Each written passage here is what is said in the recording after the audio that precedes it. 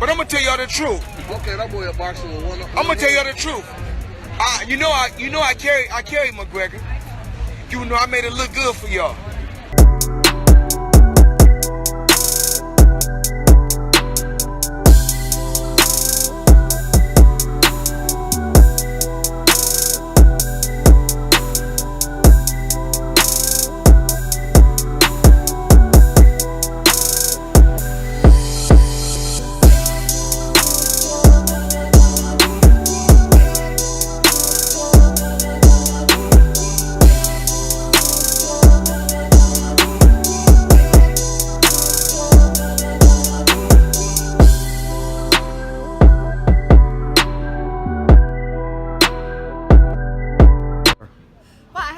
Today training and get to know Cyborg. You know, I'm a big fan.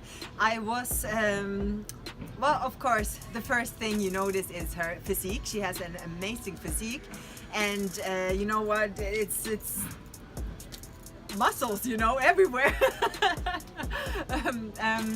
But also that we started to work out, I was a little bit surprised how fast she is.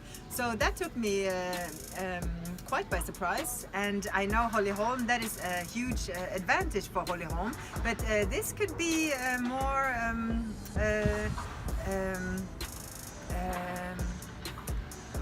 what's it in English again?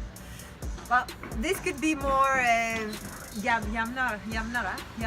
Vad är jämnare på? Okay. Yeah, so this could actually be a little bit more even, and I think Holly Holm will get a surprise there.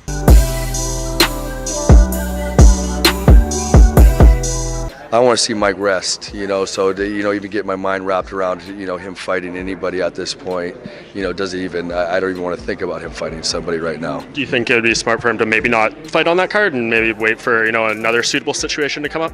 Yeah, you know, well, in my opinion, Michael Bisping's done enough. I don't think Michael Bisping ever has to fight again.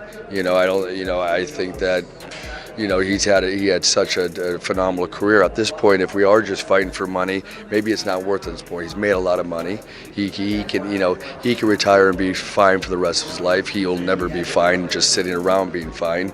He's going to go out and be making noise doing something else, you know. So, you know, yeah, that's a conversation that's going to be had over the course of time.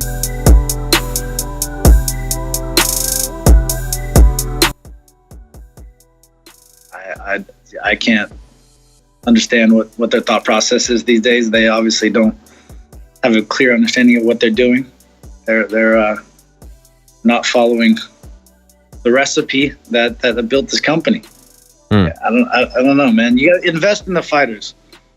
Invest in the fighters, and no offense, but your investment is into Dana White. Dana White's not selling pay-per-views. Dana White looking for a fight. Dana White, you know, contender series. Invest in the fighters, and it'll solve your problem. You'll hit your marks. You'll sell your pay-per-views. You'll do your thing. But get it straight.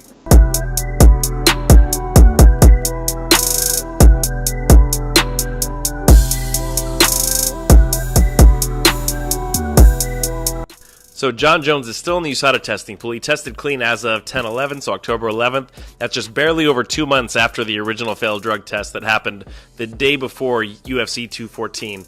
And as you can see here, Jeff Nowitzki said that it must have entered the system after July 6th or 7th, and it has a sample window of between 4 and 6 months now. So that's straight from Jeff Nowitzki. Again, Scientific American says the same thing, 5 to 6 months. However, that test being a little bit over 2 months means that that substance should still be in his system if this was a valid test. And again, we know there's some major problems with USADA, why they would do a urine test the day before and then a blood test after. So we don't even have a second test or a third test to try to validate to see if there was something wrong with that test.